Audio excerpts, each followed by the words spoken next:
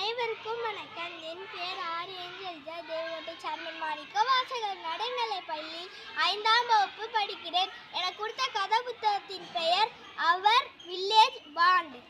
ஒரு ஊரில் ஒரு கிராமம் இருக்குமா. அந்த கிராமத்தில் நிறைய மழை பெய்யுமா. மழை பெஞ்சிக்கிட்டு இருக்கும்போது ஒரு குளம் நிரம்பி இருக்குமா. அதை பார்த்து ஆடுக்குட்டி நிறைய விளையாடுமா.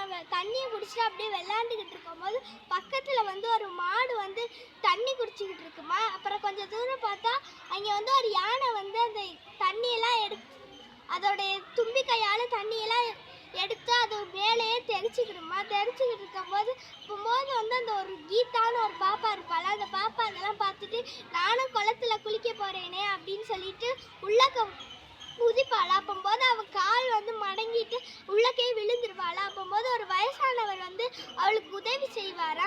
உதவி செஞ்சுட்டு பார்த்தா பக்கத்தில் நிறைய பேர் துணி துவைச்சிட்டு இருப்பாங்க.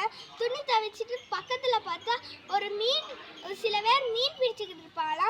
இதுலேருந்து என்ன தெரிஞ்சுக்கிட்டோம்னா, நீங்கள் குளத்துக்கு போனால் என்ன செய்வீங்க? நன்றி, வணக்கம்.